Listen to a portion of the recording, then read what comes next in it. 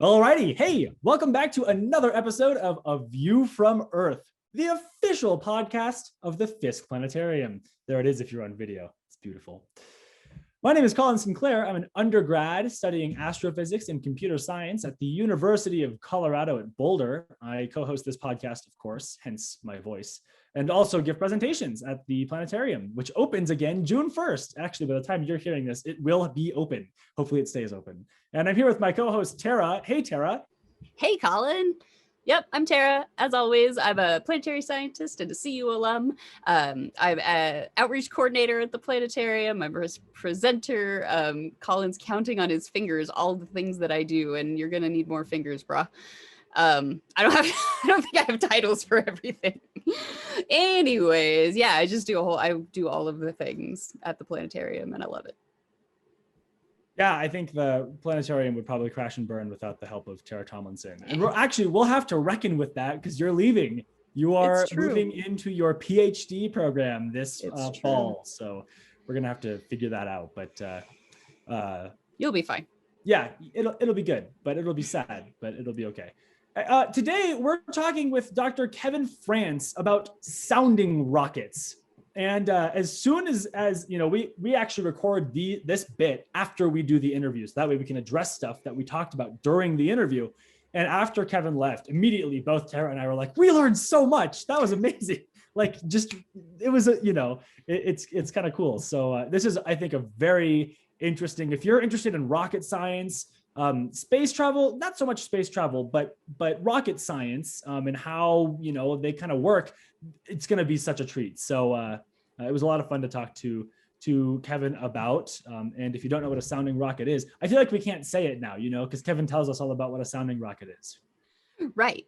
Yeah. I guess we can give it a little snippet of sound. What is a sounding rocket? It has nothing to do with sound.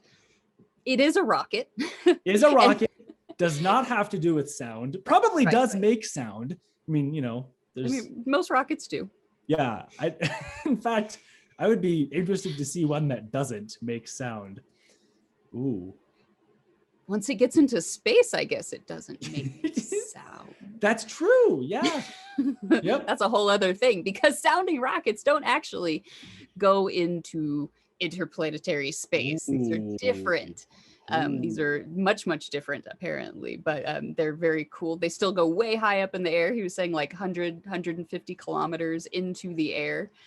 So they're still good sized rockets. This is something that I didn't even know what a sounding rocket was, literally until I started working at the Planetarium. Same. Like I had been in school for a year in astronomy classes, and we didn't talk about sounding rockets. I had to learn from our build your own little stomp rocket activity that we do with the elementary school kids in our outreach program. Yeah, where you aim your rocket at the poster and you hit different altitudes and you see like, oh, here's where sounding rockets go, and also other stuff over here. Exactly. So it's not something they teach us even in school. I don't think I talked about a sounding rocket once in any of my classes. To tease it just a little more, sounding, that term comes from nautical practice. You would sounding the well or sounding the water tank. If you wanted to see how much water was on board your ship, you would stick like a wooden rod down into the water tank and pull it out. And, you could see how, like, where the water level was on the rod. And then you could know, okay, this is enough to get us to our destination, or this is, going to sink the ship or whatever else. And so there's a hint. That's what sounding was originally. So now you can start to put the pieces together up until Kevin tells us exactly what it is. So he's much better at describing it than I think either of us too. Yeah, well, I mean, he ought to be. He's the PI of the of the program. So right, so kind of his thing. I wanted to. This would have been a good question for him, but maybe is this the only? Because he said, and we'll get there, that there are a very limited number of sounding rocket missions that happen on a yearly basis, right? It's much smaller than a lot of other, mission classes that we have in astronomy. He works on a NASA supported sounding rocket group. Are there more, or was he the only NASA supported sounding rocket group and the rest are somewhere else? Because if there's only less than 10 a year, I mean, that's a pretty small number. That is a pretty small number. I don't know off the top of my head how many NASA actually supports. Colin is typing right now. We're going to find out. I imagine there are other companies, probably like Blue Origin or Northrop Grumman or places like that do rockets. I can see them doing their own kind of sounding rocket stuff that maybe isn't NASA supported or maybe is. We're going to find out. Yeah. It looks like at NASA, I mean, their websites, I am very bad at navigating NASA's websites. Like the little tiles that they have, it doesn't work with the way that I think. It looks to me just on very first glance that there are multiple sounding rocket missions, or at least there have been. So who knows? But if nothing else, I totally would agree that other groups are definitely, trying it out. I would assume so. I mean, like he said, there was like 10 going all at once, which is mind-blowing to me. It seems like they're super useful, and because they're a bit more accessible than a full-scale rocket, you would think that I probably shouldn't think of it like CubeSats are to regular satellites, because it's not quite that accessible. Right. But it's a bit more accessible than a gigantic full-scale, like a Falcon Heavy or an SLS. I was about to say fingers crossed SLS and things like that. Well, and we were talking about, you need different payloads for different payloads. At one point in the interview, we're going to talk about the state of rocket science. And I was thinking about the JWST and wondering, right now we have the capability to put that in space at like today, right? Not regarding like all the bureaucracy of it, but like we could do it. Right.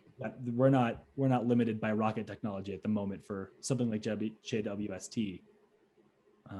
Correct. One day maybe. So, okay, it turns out the sensors on telescopes, space telescopes, are not big. I mean, we talk about these huge mirrors that they have, but that just focuses light into a little patch that's like the size of an SD card.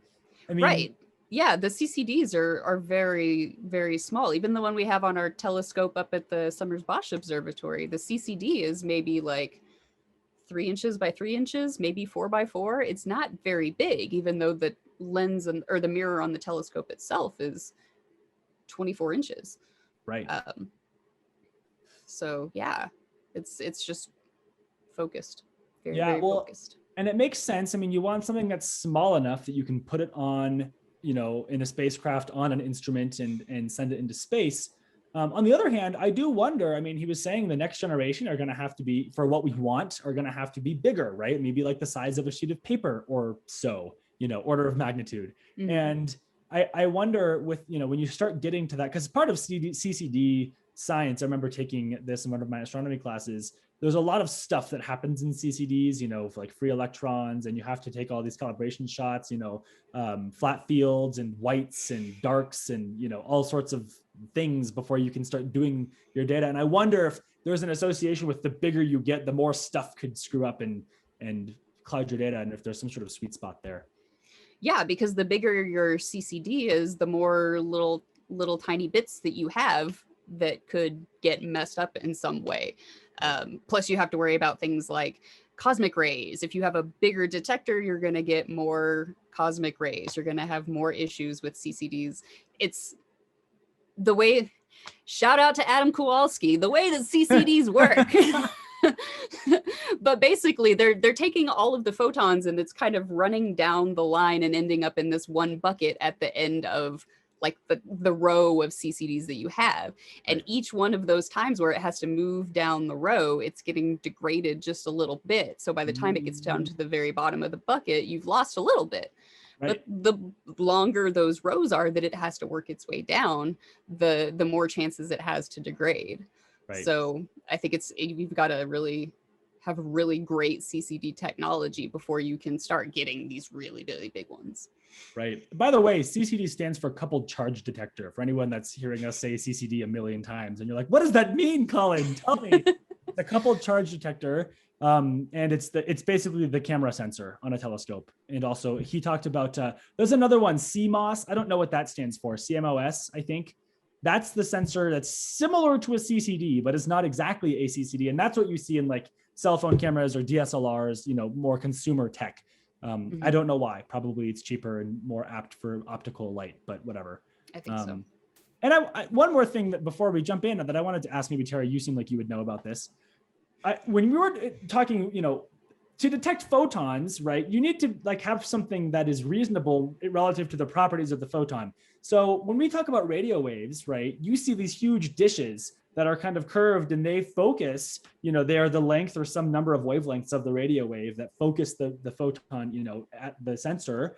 But the sensor itself is still pretty small, right? I mean, if you think of like a dish TV dish, you've got that, you've got the dish that will focus the light at the thing, but then the little sensor is just like, it's like tennis ball sized. How does that work? I mean, how do you?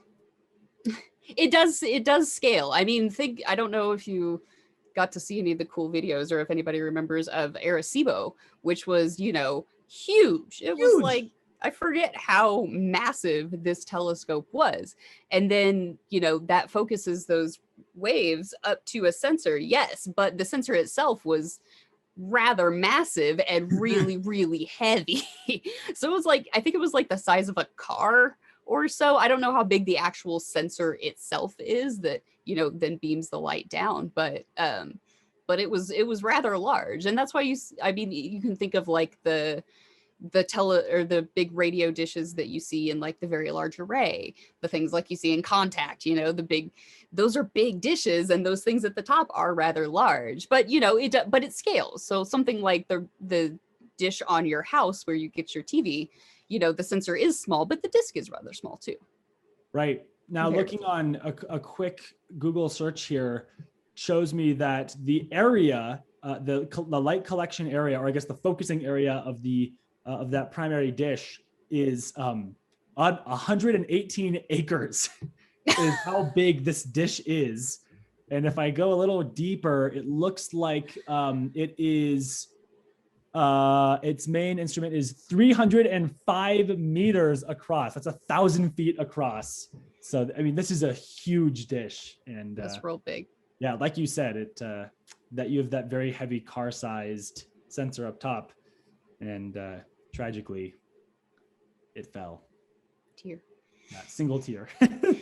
So okay, and then we work down to, I mean, optical light. I mean, our eyes are designed to, or I should say, have evolved to receive and be sensitive to optical light. Same thing with phone cameras, and then you get in further down to like UV and ultimately to, like you said, gamma or cosmic rays.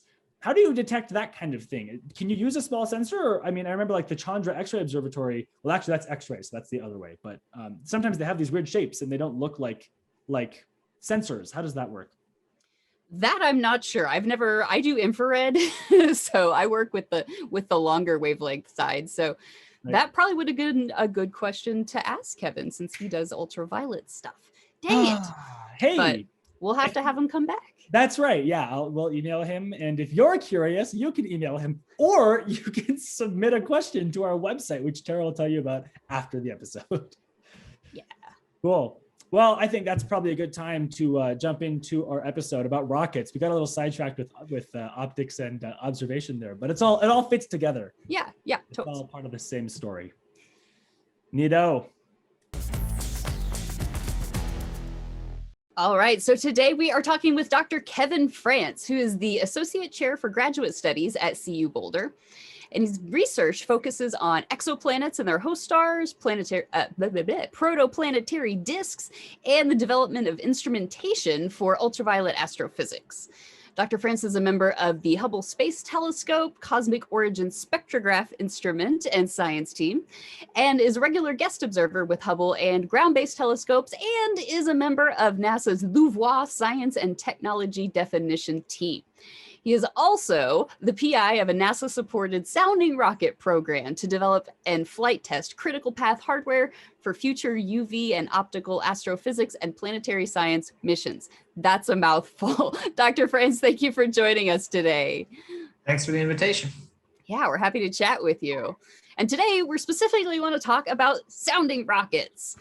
So first off, we'll start with the obvious question, because I didn't even know when I started studying astronomy, what is a sounding rocket and how is it different than just a normal rocket that most people think of? Right. So the sounding part means that it comes back. It's not going into orbit. It's going up and coming down. It's just taking a sounding the near space environment, taking a measurement and coming back down. So when we normally think about rockets in astronomy, we think about putting things into orbit to do long duration observations. But with a sounding rocket, we build a payload, put it on top of a rocket that I think we'll talk about in a bit, and get up above the protective layer of Earth's atmosphere for 5 to 7 minutes of science observing time. And then it re-enters Earth's atmosphere and lands somewhere. And normally it lands somewhere good where we can go pick it up and reuse it again after dusting it off a bit. Okay, and is there like specific science that's really good to use sounding rockets for? Well, it's pretty much anything where you have to be above the atmosphere. Obviously, we can't compete with, if you want to make the same measurement that you can make with, say, the Hubble Space Telescope, Hubble's going to win. It's got a big mirror. It can be up there for long periods of time. So normally with sounding rockets, we build experiments that make what you might call niche observations. There may be some specific science question that we just don't have the right combination of orbiting observatories to be able to make the right measurements to answer the question.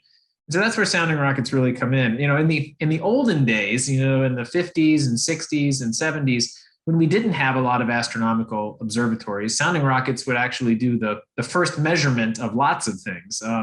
First measurements of certain types of quasars, things like that.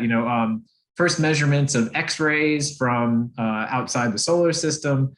All done on sounding rockets, because this is the only way is that you just to build your own experiment, shoot it up above the atmosphere for some amount of time, see what's out there, and come back. So yeah, but today we because we're fortunate, we've had all these great missions go up, is that we tend to build things that answer kind of one specific science question that we can't do any other way. And go ahead, Tara. Oh, no, I was just thinking, because these are, sort of, I don't want to say smaller. They're not necessarily smaller, but maybe a bit more accessible. Do we find more people using sounding rockets and doing that sort of science than would use like space telescopes and things like that?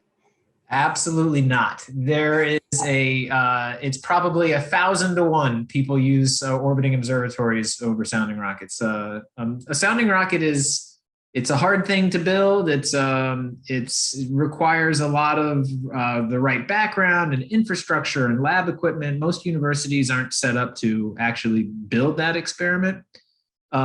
So the number of people that propose every year to use Hubble is somewhere in the thousands of astronomers, and the number of people that propose every year to build a sounding rocket instrument is probably less than 10. So it's they're very powerful tools, but as of today, they're not that widely used by the astronomical community.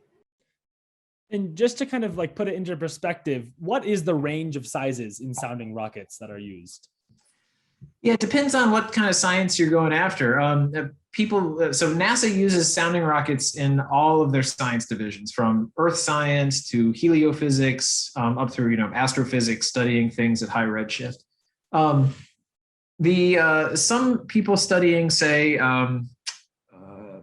Earth's, sorry, I can't think of the word now. What's the magnetic storms? They're really pretty. The aurora, there we go. Some people launch rockets, smaller rockets, into the aurora to do in situ measurements. So that's actually a very cool thing to see, an image of the rocket payload kind of arcing into the aurora. So they go from anywhere from maybe about 10 feet long and I don't know, maybe 8 inches in diameter. The ones that we fly are the rocket itself, not the experiment, but the rocket itself is about 40 feet long and about 1.5 feet in diameter. There are some that are a little bit bigger than that, but the ones that we fly are the kind of the standard across most science divisions, the standard 2-stage motor, It's got a booster that burns for about 6 seconds. There's all solid rocket motors. And then that falls off. And then the second stage, they call it the sustainer, kicks on, and it burns for about another 30 seconds. And that's what gives you that throw up into above about 150 kilometers or so, where you get above all the atmosphere so you can make those measurements. So these are not quite a Falcon Heavy, but it's definitely more than, the Boy Scout Rocket Club is sending up. Exactly, that's right. Yeah. So I mean, to give you a context, so we're flying a payload now. It's called SISTENE. That's an acronym. It's a tortured acronym, so I won't spell it out for you. But and it has a launch weight of about 1,500 pounds or so, and a reentry weight of about 1,130 pounds. So it goes up, makes its measurement, comes back, and then we have to have a pretty hefty parachute to slow down an 1,100 pound piece of metal that's coming back in. So yeah, they're pretty big. Is heat a consideration for these rockets on re-entry? Do you have to consider that, if you want to reuse any components of the rocket or just, keep your data?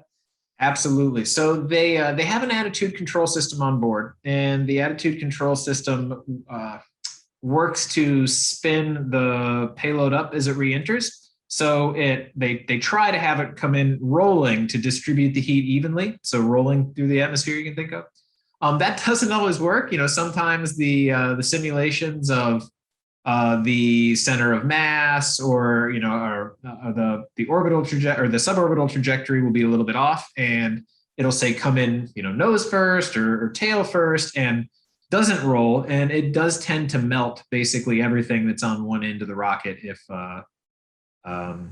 So we have a shutter door. I can tell you more about it if you're interested, but when we go up to observe, we go up, and then there's a mechanical door that opens so the telescope can see out. And then at the end of the flight, the mechanical door closes, we do reentry. But sometimes if we go in first, that door will go in head first, and there are wires on it, and it just comes back all blackened and melty. And that takes a lot of work to refurb that before you can use it again. I imagine that would affect your instrument and your measurements too. Do you lose your science when that happens, or are you getting stuff back in real time? So we have radio frequency antennas on the vehicle that send back all of the data in real time. So the way we make the measurement, if you're not going to ask about this, I have to tell you this because this is really cool. So this is a grad student led program, right? So most grad students get involved, and we'll have 1 or 2 grad students per science payload. And they do this primarily as this is the big part of their PhD dissertation. And so we go to wherever we're going to launch from, and we'll do all the integration stuff. And then the rocket with the payload on it goes onto a launch rail. And then launch night, elevate it, shoot it into space. And the graduate student is actually at the real-time controls, commanding the payload in real time. So a lot of things are on timers, like the detector will hopefully turn on by itself at the right time. But we're talking about pointing this big vehicle in space to arc-second level precision. So it doesn't really do that by itself. And then there are small launch shifts, because you're really shaking it hard in those 2 boost phases. So there is a controller on the ground seeing a video feed of what the telescope is seeing in real time. And actually, they're not joysticks, although they used to be joysticks, but using a computer console to drive the star into the aperture in the right spot. And then when you get in there, then the measurement happens. And, like I said, it all happens within a couple of minutes. And it's all really on the grad student's shoulders to drive this $2 million video game. And make the measurement that's going to be the basis of their dissertation and their future happiness. And so yeah, it's pretty cool. And it's actually, I believe, one of the highest stakes thing that a grad student in astronomy can do. There are 30, 40, 50 people between NASA, the military to help us launch it, other science team people that are all out there supporting the launch. And it kind of all rides on the grad student shoulders. Do they get to practice before the real deal? Yeah, we do. We have something where we call it cradle practice, where we take the rocket and put it in a dark room with a star simulator. on a mechanical cradle. And then we are able to send those commands, and it sends electrical commands to this cradle, this mechanized cradle that steers it around. And so we can practice, okay, what happens if it drifts this way? All right, grad student, bring it back, and they bring it back in and simulate taking the measurement. We practice what would happen if we have, if we really miss the target badly. We would do that if there was like a big mechanical shift that happened during launch. So we practice, the standard, like, let's just kind of, fine tune it. But we also practice some worst case scenario stuff where it looks like maybe we wouldn't make the observation unless we do something drastic. How many hours of flight practice would you say a grad student gets before they operate the real deal? Yeah, all told, I would say it's probably of order 8 hours or so, which doesn't seem like a lot, but I feel like most of our flyers are pretty well versed by the time they get there. I haven't seen anybody ever really do something terrible because they were underprepared. Always good. So do your instruments have to go through the same like shake testing and vibration testing and all that we think of with like our big interplanetary missions and things? Absolutely, yeah. So the way that it works is that we have so we build the instruments at CU and out on East Campus. And some of the stuff we actually build in-house, some of it we buy, some of it we develop with our partners as part of the technology demonstration efforts.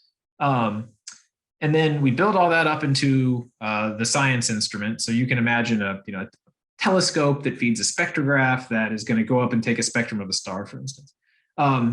And then we take all of our subsystems and then take them to a NASA center, usually in Wallops Island, Virginia, or down to White Sands Missile Range.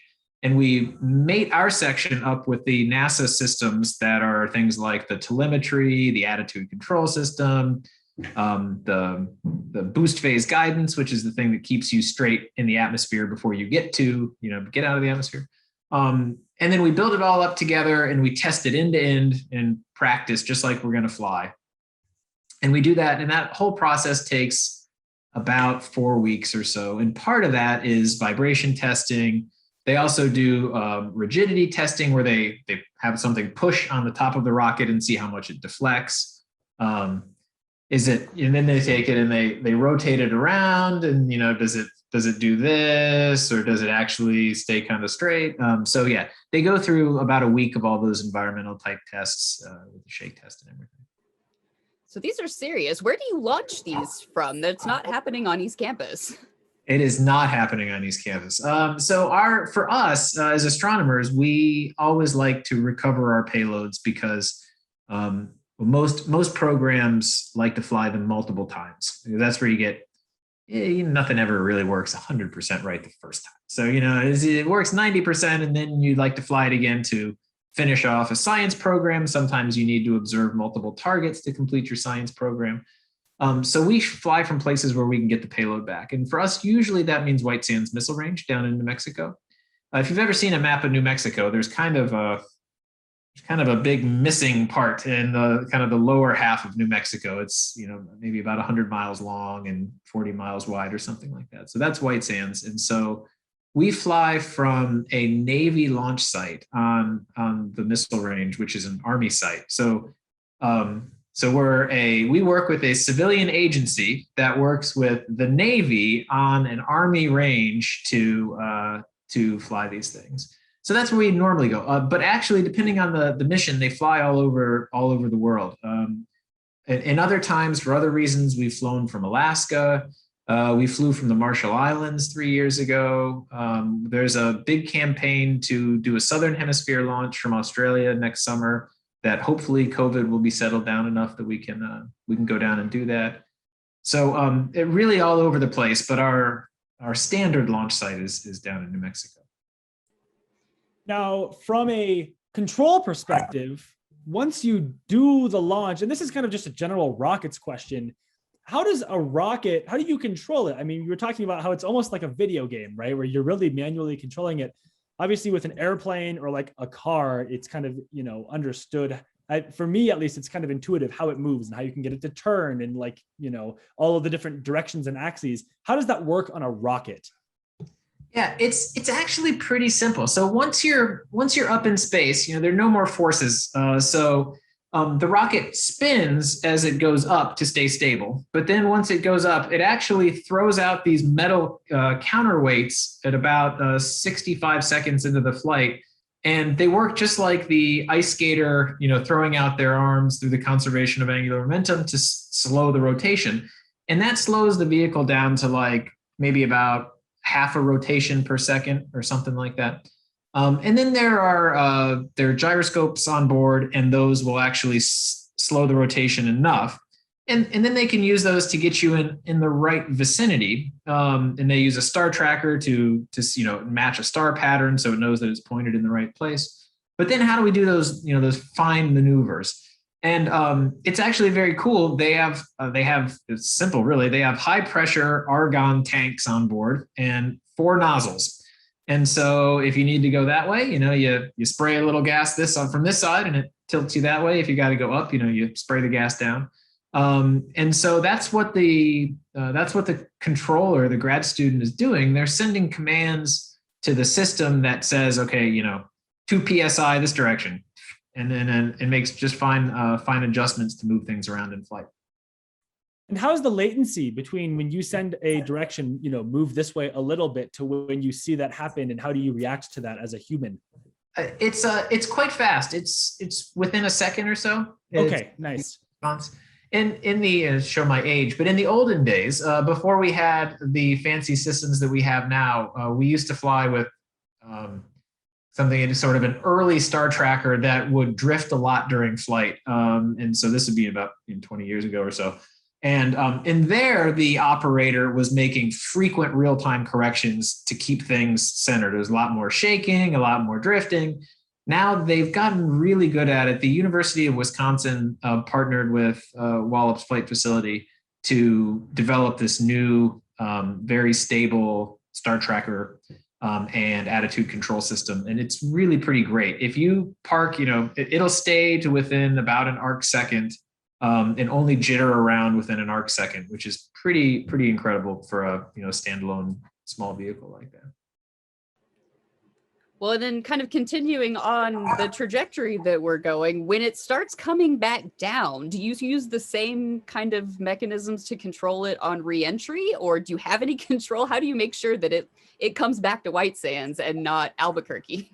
Right. Well, once it's kind of all in Newtonian hands once it goes up. If you look at the trajectory of ground distance versus altitude, it's very parabolic. So once you're out of the atmosphere, it just kind of goes like a point particle and comes back down. So it's pretty easily predictable based on it's reliably predictable. Literal rocket science. Yeah, there are people who tell me that once it makes it up to a certain point, it's got a travel vector and a velocity, and you can predict pretty well where it's going to come down at that point.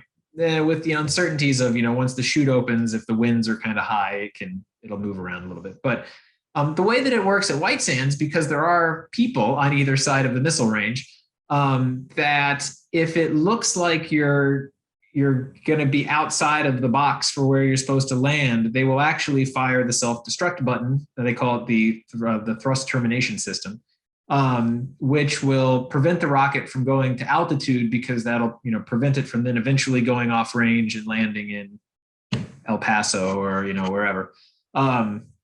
They have shot them off range a couple of times in the past. That doesn't happen very often anymore.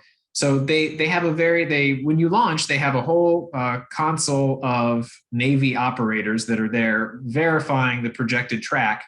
And if the projected track moves off, there's somebody with their finger on a big red button that you don't ever want them to hit. But sometimes it hits. It's infrequent, but sometimes it happens. So they're actually making this abort before it leaves the atmosphere at that point. That's right. Yeah, gotcha. They need to cut the thrust before it reaches full velocity. And the way they do that is they have these shaped paddle charges that are to first order plastic explosive, and fires down across the casing of the rocket motor and basically just lets all the solid rocket fuel out the side. So it doesn't thrust out the back. It just kind of blows up over the side. And then, the rocket's still flying. It's still going to go tens of kilometers into the sky, and it's still going to go downrange somewhere, and you still got to go pick it up, but it will not go high and far enough to present danger. Now, that being said, those are our rockets. There are also launch sites that are on the coast, and there you don't have to worry about that kind of stuff. You just shoot it out over water, and if you don't need to recover it, it can just go and lands wherever it's going to land.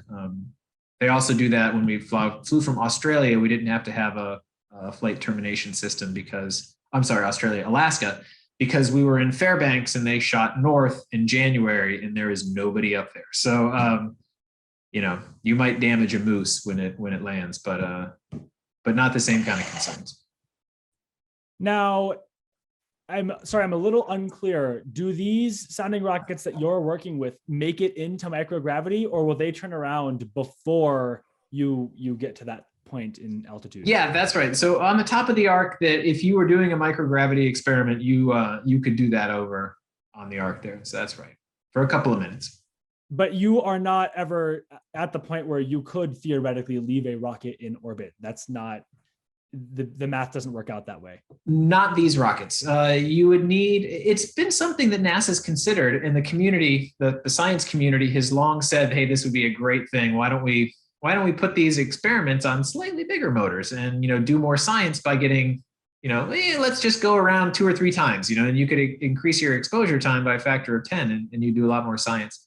But it gets more expensive pretty quick as you go to bigger and bigger motors. And there's a lot of other support equipment. Once you leave the 100 mile by 40 mile wide box, all of a sudden you have to have other ground stations, and it becomes a much more complicated logistic exercise at that point. Now, you say motor. I've heard engine, like rocket engines, and we're talking about right now solid fuel versus, and I know, like on some of the flagship rockets that I know about, it's liquid fuel. Where's that distinction, and when does a motor become an engine, and when do you choose to use liquid fuel versus solid fuel? Like, what are the relationships between all of these things? Right. So I'm not an expert on that, but my rough, possibly incorrect novice use of these terms is that it's an engine when you bring together different fuels and combine them in a controlled way to produce thrust. A solid rocket motor it's just an aluminum and some other stuff propellant hard case, and once it starts burning, it continues to burn up the rocket and produces thrust in the back. So we have always, I've always referred to these as motors. I don't know when they become engines versus motors, but in the past they have launched sounding rockets on liquid fuel engines. It's not something that I've ever been involved in, but there are some cool old pictures from the 60s in White Sands when they would have some pretty spectacular looking rocket motors firing. Would one use a solid motor? Is it lighter or cheaper? Like, why use solid versus liquid fuel in a rocket? Good question. And again, I'm not an expert. My guess is that it's probably quite a bit cheaper. It's also easier to store because it's just one thing, and you put it in a bunker somewhere and you don't have to worry about maintaining it. Whereas at least, the way that they used to fuel, say, the space shuttle, was that you had to have separate tanks of hydrogen and oxygen. And my assumption is that is much more labor, safety, cost intensive than a single solid motor. Makes sense. So let's talk a little bit about the program that you're working on. You're the principal investigator of this NASA-supported sounding rocket program. What is sort of the goals of this program, and what do you do as the PI? Right. So I've always thought of NASA's sounding rocket program as kind of like a 3-legged stool. Is that you want to you propose to NASA to do cool science, science that you can't do any other way. That's kind of where we started this discussion. We also build instruments that develop specific technologies that NASA needs for their future generations of telescopes. And then we train students and engineers and early career scientists to be the PIs of these larger missions in the future. Coming from a university, we tend to have we put a pretty high priority on the educational and training aspect of it. NASA also thinks that's important, but the balance, the evaluation balance may be a little different. So for us, I'll tell you this Sistine instrument. So the science that we're doing is we're studying host stars of extrasolar planets. So we want to make these measurements of the high energy radiation coming from nearby stars that may host planets, but even if they don't, they're probably a pretty good proxy for stars, that planets do orbit. And why do we need a sounding rocket to do this? Well, there are wavelengths that are important to orbiting planets that Hubble doesn't really access. So, if we want to actually get the full range of tracers to really understand the full environment, we need to observe at a pretty broad range of wavelengths. And so with the sounding rocket, you can build an experiment that's really, dedicated to capture X, Y, and Z things. So that's what Sistine does. We're going to launch to observe a star that's about twice the mass of the sun this November. And the idea there is to provide a template spectrum for anybody who's trying to study planets around this type of star, because we don't really have an extensive library of how these stars impact planets. So that's what we do science-wise. We try to put the context for understanding exoplanets and their atmospheres and stuff. Technology-wise, we are testing a new type of optical coating, so a telescope coating that covers a broader range of wavelengths than what we have on, say, Hubble, as well as these really big detector arrays. So if you think about the detector, the CCD or CMOS detectors that are in your cell phone, they're tiny. And if you think about the chips that are on most of the instruments on Hubble, they're even the big ones are, maybe yay big by yay big. But the next generation of NASA observatories are going to need detectors that are this big by this big. And so how do you qualify that? How do you know that this new technology is going to work before you put it on your $5 billion flagship mission? Well, we can build test detectors and we can integrate them into a rocket instrument and take them through the whole integration and test process, test them in flight, demonstrate that they work like you expect in a space environment. And then you have a lot more confidence going forward that you say, okay, well, this technology is going to work for the purpose we imagine. And so you test it at the cost of a few $1 million instead of the cost of your big flagship mission. And as the PI of this, what is your role in this whole thing? What do you do as a PI? Pretty much I'm a professional emailer. Sorry, yeah, you can cut that out. So what do we do to the PI? So the PI is really the person who defines the science program and defines the instrument. So it's my job to think like what are the interesting science questions that we can't answer with observatories today? What does NASA need to be able to build really exciting observatories in the future? So, and then how can we design a technology and science program where we bring students in, put this all together in one place, propose it to NASA, and develop a sounding rocket instrument that does all of these things? So the PI is, kind of comes up with the idea, does most of the proposal writing, and then if we're fortunate enough to be selected by NASA, oversees the technical development and then works with the student after the flight to turn their flight observations into a cool science result that answers the question that your proposal said you were going to answer, hopefully. And and then turns that into a publication. So the sounding rocket program, we really try to go from instrument concept to technology development to doing the science to writing the paper, all within a 3 or 4 year time span, which is kind of really well suited for a grad student's career. It's usually of order that size. And the PI's role is really in the formulation phase. Depending on how science or technically oriented the individual PI is, they'll be more focused on individual parts, either the actual building of the hardware or actually doing the science analysis. But it's really the PI's job to kind of see the whole thing through end to end. And I wonder, do these sounding rocket programs, do these go through the same sort of vetting process that we have for like flagship missions and Discovery missions, New Horizons class missions? Do they have to go through the whole 15 million step process like we do? It's not quite as intensive, and it's certainly not quite as long.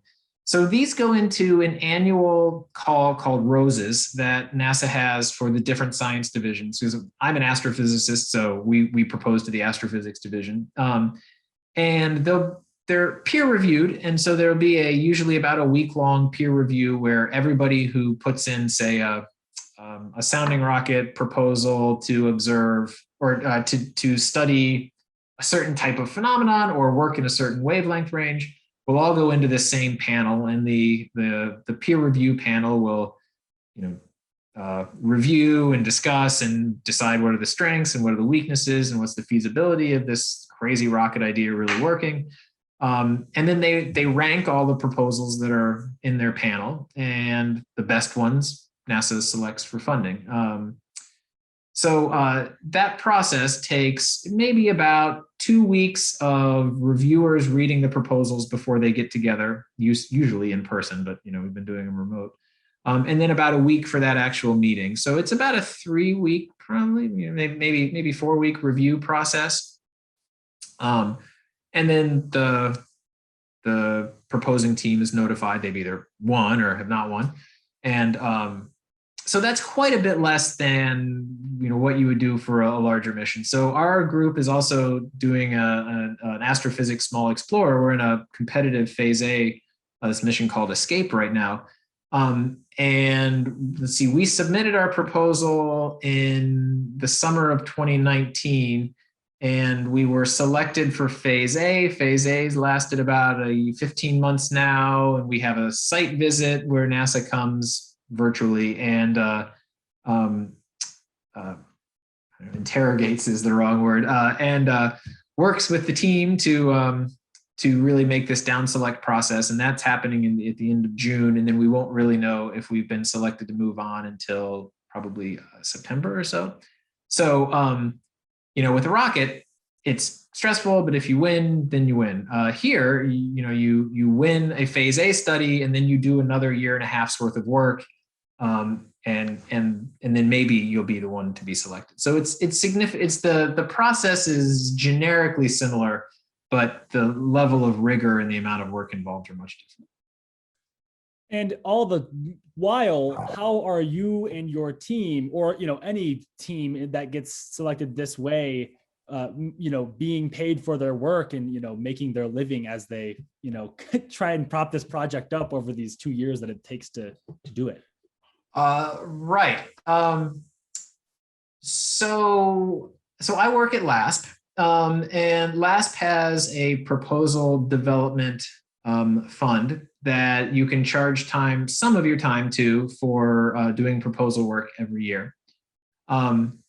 It's not really enough to cover all of the time that you spend writing on proposals by a long shot.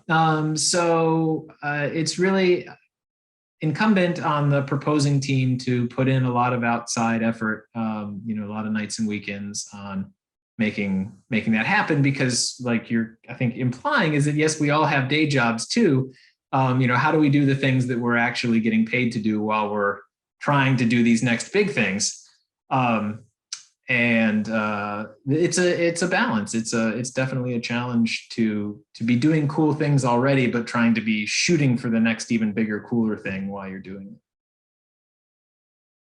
it. Got it. And I wanted to ask, I'm sorry, this is going to go back just a bit.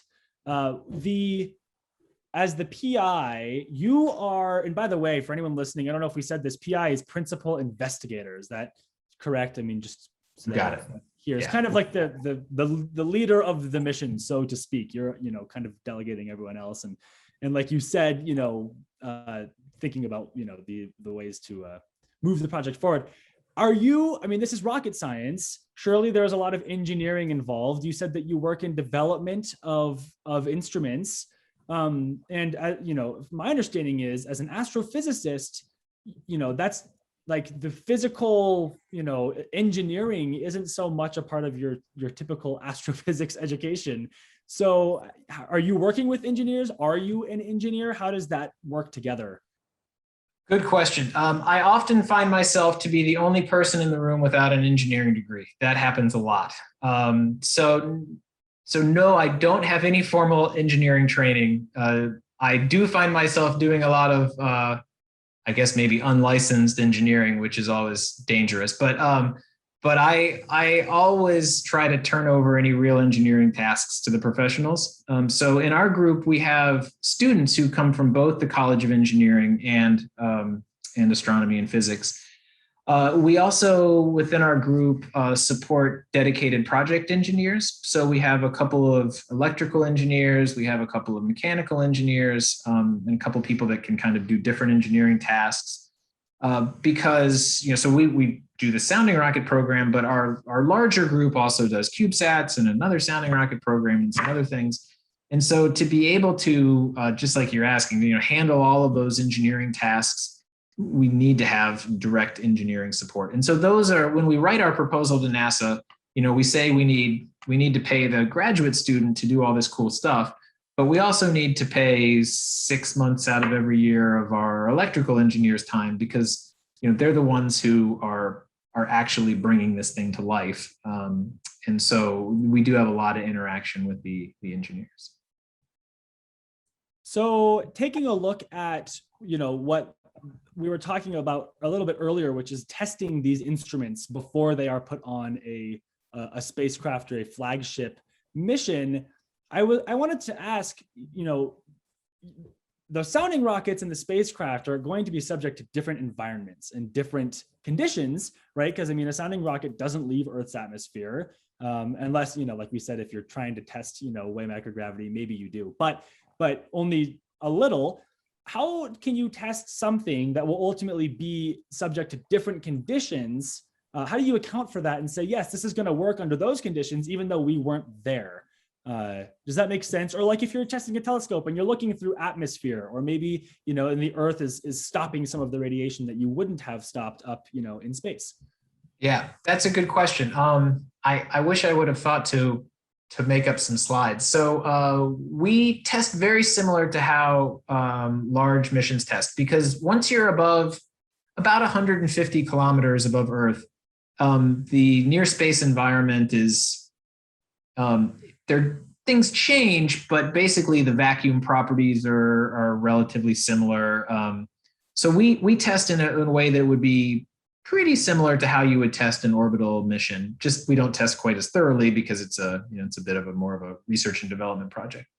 So how do we do this for a sounding rocket? Well, we have basically a rocket-shaped vacuum chamber that we call the long tank, which is not a very creative name, but it's about a 25 or 30 foot long steel vacuum chamber where we have a vacuum star simulator on one side, and we open the door and put the rocket in on these, specially designed skids and connect the electronics up through a flange on the tank so we can read out the signals during the test.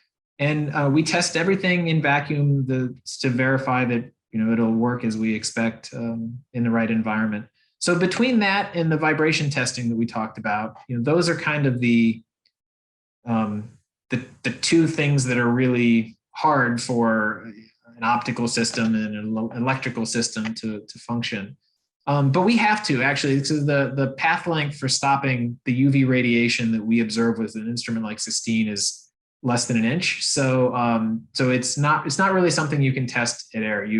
to test that, you really do have to do everything in a vacuum chamber, which is a lot of work because every time you make a mistake, you have to bring the chamber back up to air and go fix something, and then you pump it out, and that takes 2 hours.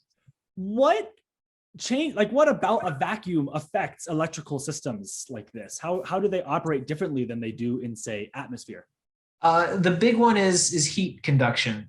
So when you have atmosphere, you can convection will take you have some atmosphere, the heat transfers to the air takes it away. Same reason why you have a fan on your computer. If there's no air, there's no way to take that heat away. So you have to have a different heat path system. And so usually you rely on conduction, which means that you have to be very thermally connected to, say, the large body of aluminum that your instrument is made of, so your electronics don't overheat and freak out during flight. We have had that happen before. And so, when you have a power supply that all of a sudden stops working because it goes outside of its temperature spec, pretty much nothing works downstream once that happens. So that's one of the reasons why we test everything back. And are these some of the areas that are like research and development for rockets in particular? I mean, we pretty much know how rockets work, but of course we can always make them better. How is research and development in sounding rockets going? Where is it going? What kind of things are you trying to improve? Right. Most of the stuff that I was just describing is pretty much standard practice, but you do have to verify that you built something correctly. So most of the real research and development that we do is in developing scientific instruments. We don't really work on developing a better way to read, to communicate data back to the ground, or to develop a different type of rocket engine. What we're interested in is making a higher resolution spectrograph or a more sensitive telescope. And so that's where that's what we're really funded to do. Do you know if rocket science is done?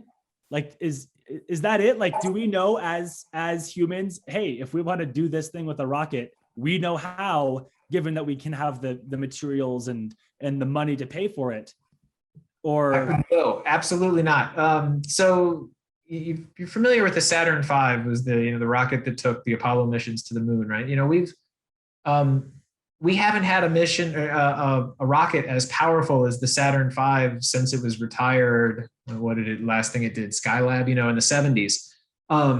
So a lot of our ambitions for getting things to the moon and Mars and beyond, and even launching large space telescopes, if you want to build a successor to Hubble and launch it, we don't have the capability to build or to launch a 15-meter space telescope today.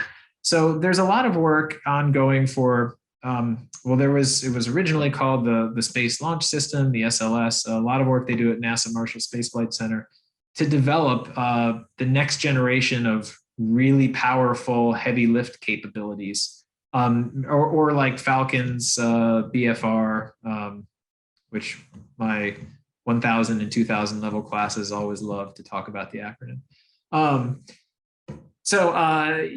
There's still a lot of work in developing not just large launch vehicles, but also, more efficient small launch vehicles. Can we make them have more capability for less cost, things like that?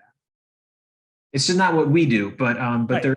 There's a lot of effort that does go into that. It's an open book right now. Got it. Yeah. Kevin, Tara, go ahead. I was just going to ask, say we had a listener who wanted to be involved in this, making new instruments and upgrading rockets and doing all of that. Do you have any suggestions? You said you work with a lot of students, but do you have any ideas of how somebody might get involved in the rocket or sounding rocket program? Yeah, a big one is picking the right university.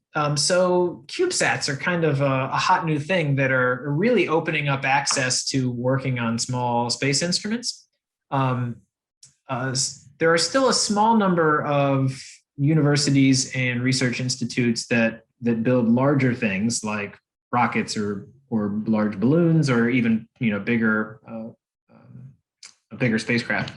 But CubeSats are becoming, I don't want to say common, but but I think almost all 50 states have had a university that's launched a CubeSat now. Maybe it's not quite 50, but a lot of them. So, there's some of them are run through their state space grant, like we have the Colorado Space Grant Consortium, or whatever that's exactly called. But then there are also individual research groups at different universities, and not just different universities. For instance, in Boulder, we also have, say, Southwest Research Institute. They launch sounding rockets, they build small satellites. And so students who are interested can look for job postings. For us at LASP, we always post all of our undergraduate and graduate research assistant opportunities through the main LASP page to make them widely available. So, there's definitely a lot of opportunities, and certainly a lot more opportunities than there were 10 years ago with the rise of CubeSats. So we just actually earlier this morning spoke with Dr. Charles Danforth about changing the direction of your career. And I'm wondering, what about those who maybe already have a degree and are in their adult life and are thinking, this is something that I'm really interested in? Is there a way for those people to get involved without going back and doing university again? Or is that really the requirement? I guess I'll mention as a pre-aside was that Charles and I were not exactly classmates, but not in the same cohort, but went to grad school together. So I've known Charles for a long time. Charles is an avid outdoorsman. And when he was writing his dissertation in 2003, it was the great blizzard of 2003 in Baltimore. And you would see him snowshoeing up the street when the whole city was shut down because we had 2.5 feet of snow. But Charles, you'd see him, trudging back to the building to go finish his dissertation writing on snowshoes. He must have been like one of 3 people in all of Maryland that was on snowshoes. So anyhow, so there's certainly a lot of amateur rocket clubs that give people an opportunity to engage in this kind of stuff. And they go all over the place to do some of this work. Getting hands-on engaged at the scale of rockets that we work with in our NASA programs, I don't know of a way to really do that. But I will say that we have a fair number of applicants every year to the astrophysical and planetary science department from people who want to go back to school because they're interested, and they've done traditional engineering for 10, 20, 30 years, and or they've been in the military for a while, or all sorts of different paths. And come back and do it. Got it. Yeah. Well, someone in this room has a story similar to that. Our host, Tara Tomlinson. So speaking of stories, Kevin, being the PI of among other things, I mean, we heard your bio, it was huge, but the PI of a NASA supported sounding rocket lab. I mean, what in your life, what is the story of your life that has led to you doing that among all the other things that you do today? Yeah. How did you get here? It's a lot of, I think this happens to a lot of people. It's just a lot of, right place, right time, dumb luck kind of thing.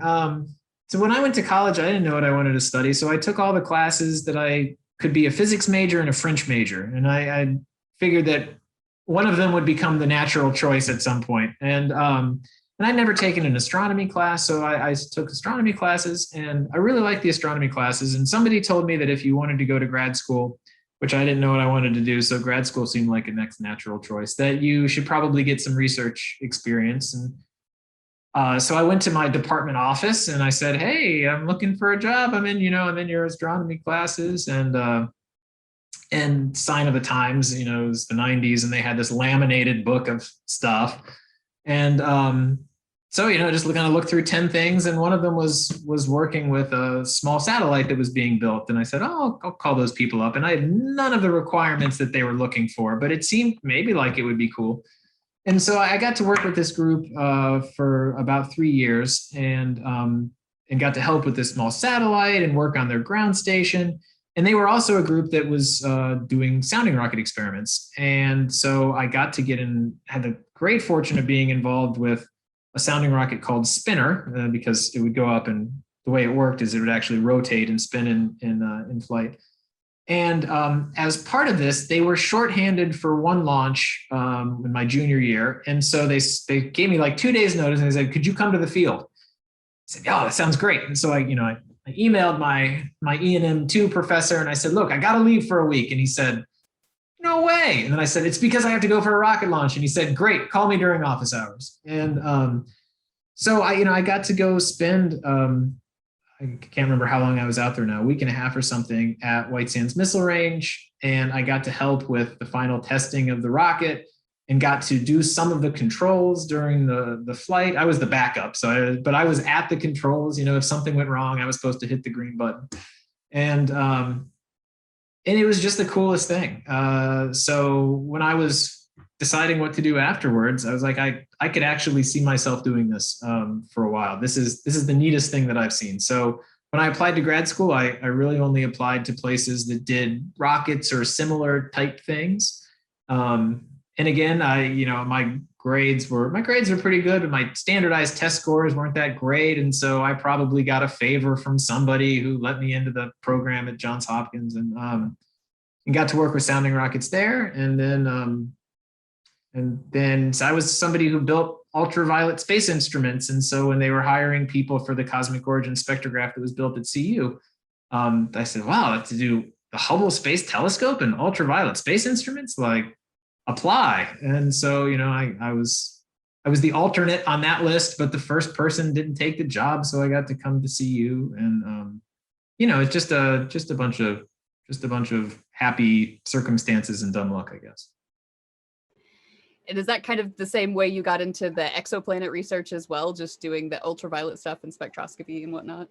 Yeah, it's similar. Well, that was maybe a little more contrived. I studied the interstellar medium, is the space between the stars. And when I came to CU, I realized that I was sort of not that excited about the interstellar medium anymore. But we had a program as part of this cosmic origin spectrograph that was going to go up and study exoplanets and how they lose their atmospheres. And so I had my choice as a postdoc to either work on observations of the interstellar medium, or I could go off in this one small direction. They were just, mostly what the cosmic origin spectrograph does is it observes absorption lines to quasars in the interstellar medium. And there was a small group that was doing this exoplanet thing. And I was like, you know what, let me volunteer to help these guys. And it was just, to me, it was just very, very interesting. And it seemed a lot more exciting than the science I was working on before. And so I just kind of followed it. And that's how I got into working on protoplanetary disks and, the connection between stars and planets and stuff. And just quickly, if you could say a few words on how your research and work in sounding rockets relates to exoplanets and this other kind of area of your interests. I mean, do they tie together at all? And if so, how? Yeah. So that's how I decide what instruments that we should be proposing next. Is that, what are the gaps in our understanding of how stars and planets work together? And if it's an observational gap, is this something that we could close by designing an instrument, a capability that we don't have today? Again, that's tough. You have to find a pretty niche space with a short duration of a sounding rocket experiment. But this was the idea that went into that small explorer idea that I was telling you about. We're in the phase A for, is that there's a super critical part of the star's spectrum that really is the make or break for if habitable planets can maintain atmospheres, and we know next to nothing about it observationally. So we scratched our head and spent a year and a half designing an instrument that could make the measurements that we don't have. And so it's the same idea with rockets, is that we try to connect the open science question with a clever technical solution that will allow us to do new stuff. And in the case of sounding rockets, the connection to even bigger missions in the future is that we now use these as kind of prototypes or Pathfinder instruments, but we validate that it works, that the components work, that the general design is robust on a rocket, and then then either we ourselves or NASA adopts the idea, or at least some of the components and the general idea, and builds those into instruments for bigger missions. Excellent. Well, I think that wraps up our hour. So, Dr. Frantz, thank you for joining us. This has been super interesting to chat with you. Thanks so much. I appreciate it. And that wraps up our time for today. We want to say thank you again to Dr. Kevin Frantz for joining us. That was so much fun. We all learned a lot. We hope you did too. Thank you all for listening, and be sure to come back next week. We are having an interesting chat with Dr. Charles Danforth, who used to be faculty here at the University of Colorado and has since transitioned into what we call industry, or the private sector, out of academia into doing science not at a university. And so we're going to talk to him a little bit about what that's like and some of the things that he's actually doing. What do these industry professionals do? And we especially want to emphasize that it's okay to do that. You don't have to decide when you're 18 what you're going to do with the rest of your life. It's pretty sweet. So come back and check that out. It's a really fun conversation. We had a lot of fun chatting with him. We, of course, also want to invite you to visit our website, www.colorado.edu/Fiske, where you can see the schedule of all of our upcoming shows with topics and guests. There's also an option there for you to submit your questions for our Capcom Q&A segments. So if you want to ask a question to any of our guests that we have coming up, drop them in there. We will relay those over and get those answered. You can also send us an email to fiskepodcast@colorado.edu if you want to send those questions that way as well. Also on our website, another fun thing that you can do besides all this other stuff is you can donate to the podcast and help us keep making episodes far into the future. We love bringing these to you, but of course, it does take money to produce a podcast, shockingly enough, and we could definitely use your help with that. So feel free to throw a couple bucks our way and we'd absolutely love it. You can find our podcast, obviously, on YouTube, SoundCloud, Spotify, and Apple Podcasts. So be sure to subscribe and like and do whatever you need to do so you don't miss any of our upcoming episodes. And thank you again for joining us, and we hope to see you again next week.